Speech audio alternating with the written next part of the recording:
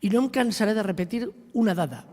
Fa 3 anys, en desembre del 22, segons el baròmetre municipal, la preocupació per la vivenda ocupava el lloc número 14 entre les preocupacions dels valencians.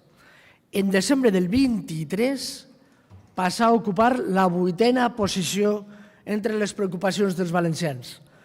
I en desembre del 24, en el baròmetre municipal, passa a ocupar ja la primera posició com preocupació dels valencians i les valencianes. En desembre del 25 no ho sabem, perquè com no hi ha notícies del baròmetre municipal, que es venia fent sempre en aquest darrer trimestre de l'any, per ara no tenim dades. En 3 anys, la preocupació dels valencians i valencianes per la vivenda s'ha multiplicat per 5 i ja és la primera preocupació. Jo ja ho sé que vostès, si és que ja podem predir quina va ser la seva contestació, perquè sempre ens diuen el mateix. Vostès van fer 14 vivendes, tenim 1.000 vivendes en marxa, 400 i escaig ja estan a disposició.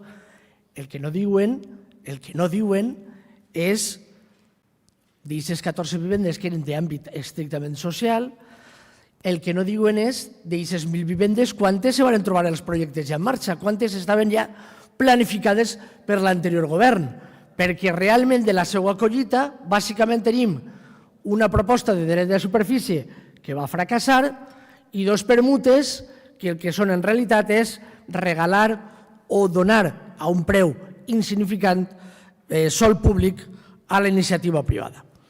La realitat és que aquest és el problema central per a la cohesió social i la salut democràtica d'aquest país. Inclús alguns columnistes, alguns periodistes del seu diari de capçalera ja els ho venen reiterant durant les últimes setmanes i mesos. Avui, sense anar més lluny, un columnista de referència els ho recorda, que és un tema que si no s'afronta realment amb vocació de permanència, se'ls durà a vostès també per davant durant la pròxima dècada. I és que les seues accions, durant aquests 2 anys i escaig, han estat clarament insuficients, quan no han anat directament en contra del garantiment del dret a la vivenda del conjunt de la societat.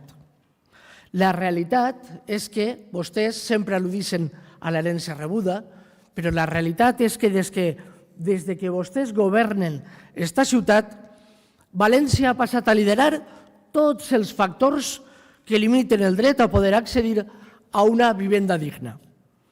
Som líders en Espanya durant els 2 últims anys, ens hem situat com a líders d'Espanya en l'increment en el preu de la compra de la vivenda, més d'un 35%. Hem passat a ser líders en l'increment del preu del lloguer, un 31%. Hem passat a liderar, junt a altres ciutats, grans ciutats, els contractes de temporada dins de l'oferta. Ja els ho recordava en l'anterior ple. Un 40% dels contractes de lloguer que es fan a València són contractes de temporada.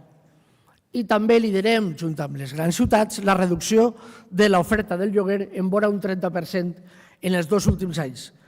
I liderem, això sí, de forma absoluta, en les compres de vivenda a tocateja, al comptat, on hi ha darrere, clarament, moviments especulatius.